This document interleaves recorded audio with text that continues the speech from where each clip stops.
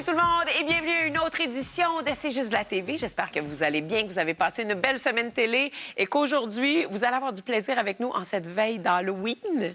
Personne n'est déguisé, mais bonjour Nathalie Petrovski. Bonjour. C'est plus chic, hein? T'as amené des petits bonbons. Merci beaucoup de ça. Allô, Thérèse? Salut. Tu vas bien? Très bien. Très bien. Et Nicolas? Ah, ça va très bien aussi. Pas Parfait. de costume ce soir, ni demain d'ailleurs. Ah non, hein? Mais toi aussi, merci pour les bonbons. On a une équipe très gourmande. On aimerait saluer le départ d'un de nos grands comédiens cette semaine, alors que Jacques Godin est décédé à l'âge de 90 ans. Alors, un pionnier de la télévision québécoise. Écoute, une carrière qui a duré 60 ans, 200 rôles, dont évidemment le personnage de l'aîné dans Des souris et des hommes, au temps des téléthéâtres. Mais écoute, il a commencé sa première émission en 1955, 14 rue de Galais. Il y a eu Cap aux sorciers, Radisson, Les belles histoires des pays d'en haut. Sauf qu'après ça, il y a Scoop, Urgence, Grand Ours, Mémoire vive. Tu sais, il y a tout le long. Montréal. Il n'a pas arrêté de jouer. Et là, il va avoir demain sur RDI un documentaire de Manuel Foglia qui s'appelle Acteur de fond. Et après ça, je pense qu'il va avoir aussi d'autres. Oui, ici à RTV, dimanche 18h, vous pourrez voir Lumière sur Jacques Godin et aussi à 22h35 sur Ici Télé, toujours dimanche. On a aussi appris ce mercredi qu'un de tes duos préférés sera de retour, peut-être, en tout cas, dans Les Appendices, qui seront eux aussi de retour. Ouais.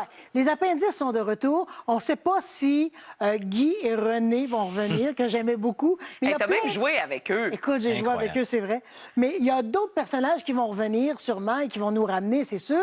Mais on ne sait pas encore. Tu sais, c'est que... Il n'y a Mais rien j'ai qui a été très hâte. annoncé à part la date. Ben, c'est déjà une bonne nouvelle que de voir que les appendices vont revenir.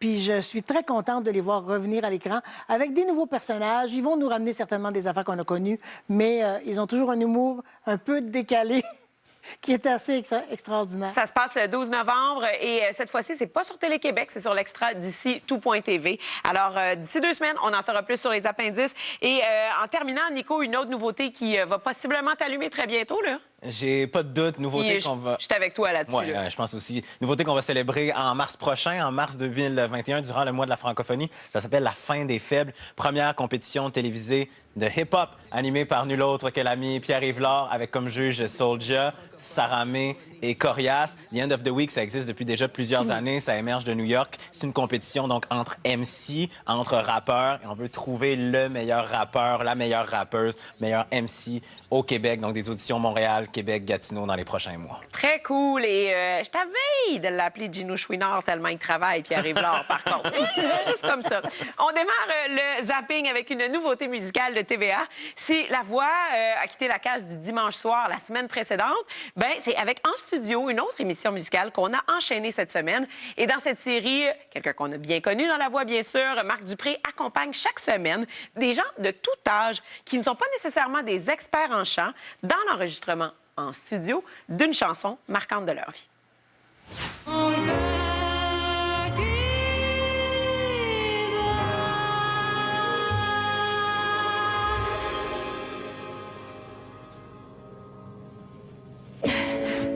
Yo! Ouais! Moi, j'ai senti des choses. À un moment donné, je sentis une présence, là. Je sais pas, mais oui. Thérèse, ce premier épisode-là de dimanche a mis la lumière sur la famille Nadeau, sur Mathis Simon et sur Roxana Garcia Barrero. Est-ce que le casting t'a plu? Oui, le casting m'a plu, mais ce que j'ai remarqué, plus que le casting, parce que j'avais hâte de voir Marc Dupré à la tête d'une émission, surtout que si on connaît le format original, qui est britannique, de Recording Studio, eh bien, s'il n'y avait pas d'animateur, il n'y a pas d'animateur. Il n'y a pas personne qui est comme complice Non. des gens en studio. C'est ça. Tandis que là, on a Marc Dupré qui arrive là, et ma foi, c'est un excellent accompagnateur.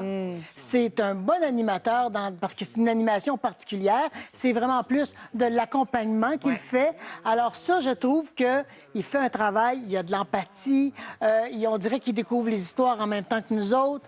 Il a l'air content d'être là. Il est capable d'encourager les gens. Vraiment un bon coach, mais c'est un bon coach, mais aussi un bon accompagnateur. Ça, j'ai beaucoup aimé ça. Maintenant, le travail en studio, la musique, les petites histoires qui sont autour de ça sont extrêmement intéressantes. Je trouve que c'est une émission de confort. On est bien comme dans un bon gros chandail douillet là, le soir. Je trouve ça. On a de la musique, on a des histoires réconfortantes Mais et c'est des une fois émission où bouleversantes. on appuie à fond sur l'émotion, Ouais. où les gens sont émus, où nous, on est émus de voir des gens qui sont émus et tout ça. Moi, je trouve que c'est une super belle plateforme pour les studios, 3 studios d'enregistrement à Montréal. Oui. Piccolo, Planète et le studio Mixar. Et là, je dois le dire, c'est le studio de mes 2 frères, Boris et Nicolas. Donc, j'étais contente de voir leur studio et je dois avouer que même si j'aime pas ça, ces émissions où on appuie trop sur l'émotion, le segment avec la Roxana et tout son rapport avec son père mort et elle pleure. Et sincèrement, c'est vraiment venu me chercher. À un moment donné, je pense qu'elle pense que son père est dans le studio. Oui, elle dit, je le sens, je le sentais là ça me avec fait moi pendant la prise. Et ça, franchement, tu sais, je pensais pas, c'est vraiment venu me chercher. Alors, c'est ça. Et c'est une émission probablement que je vais écouter parce que c'est à 7h30 le dimanche soir, juste avant Tout le monde en parle. J'adore.